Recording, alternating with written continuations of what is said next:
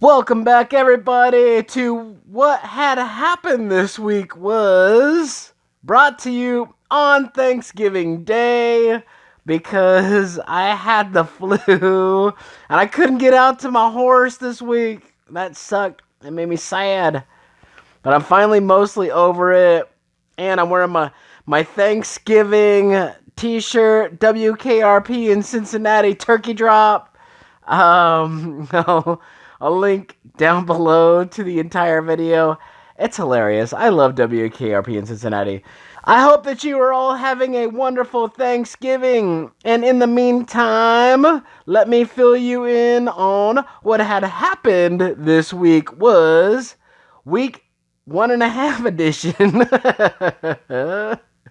of the Trump impeachment process. Yes, ladies and gentlemen, as we eat turkey, this brings us to week number 152 of the Trump impeachment process, where they have nothing. If I wasn't sick, I would have brought you all this stuff last week during week 151, but this is kind of a Thanksgiving week, so not really a whole lot's going to go on this week. Honestly, not a whole lot went on last week. Let's cut to what had happened on day 3 of the impeachment process in under 1 minute and 15 seconds. Two different people, two impartial observers. One felt the need to report the call because there was a demand that was improper, and one that didn't report it to anyone. You didn't report it to anyone, right, Ms. Williams?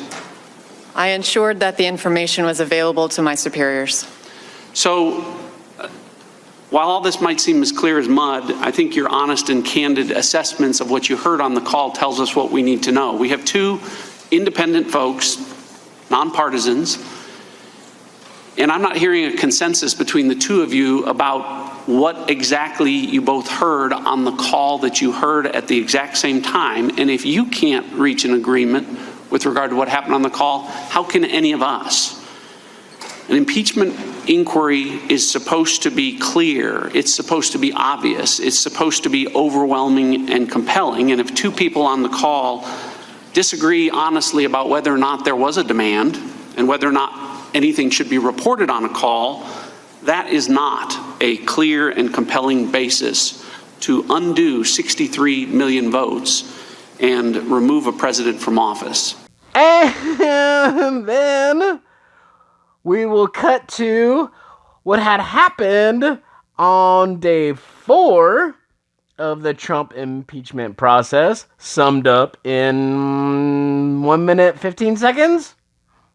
Where there is no linkage whatsoever. We got the two guys on the call, President Trump and President Zelensky, who have said there was no pressure, no pushing, no linkage. We got the fact that the Ukrainians didn't know the aid was frozen at the time of the call. And most importantly, as was pointed out today by so many people, including Representative Stefanik, that the Ukrainians took no action, no announcement to get the call, no announcement to get the meeting in New York, no announcement to get the aid released. Those are the facts. Representative Stefanik. As every day goes by, Adam Schiff and the Democrats' wishful thinking for impeachment crumbles. They have yet to point to a single shred of evidence of high crimes and misdemeanors of bribery. Today, taking the witness's own testimony, Ambassador Sondland testified that the president said directly to him, there is no quid pro quo.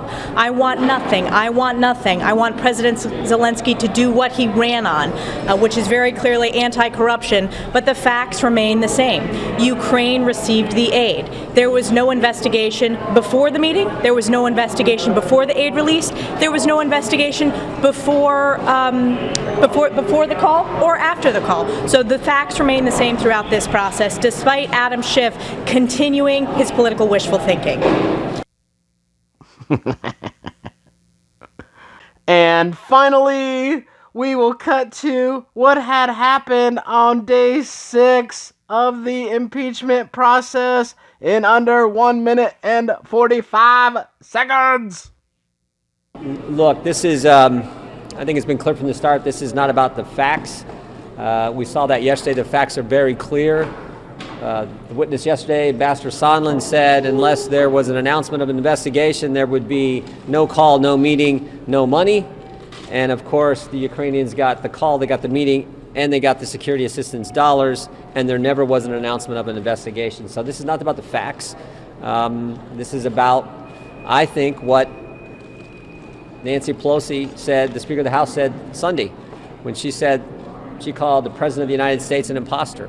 Democrats have never got over the fact that this new guy who's never been in this town, never been in politics, this new guy came in here and has shaken this place up, and that drives them crazy. They've never accepted the will of 63 million Americans. They've never accepted the fact that Donald Trump won an electoral college landslide, and they are trying to do everything they can. And it was first the FBI investigation, then it was the Mueller investigation, now it's this.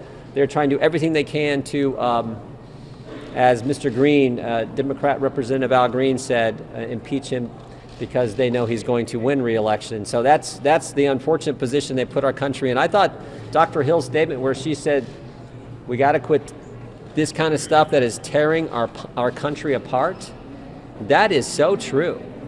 That what is happening is not good for our culture, not good for our nation, and yet the Democrats do not care.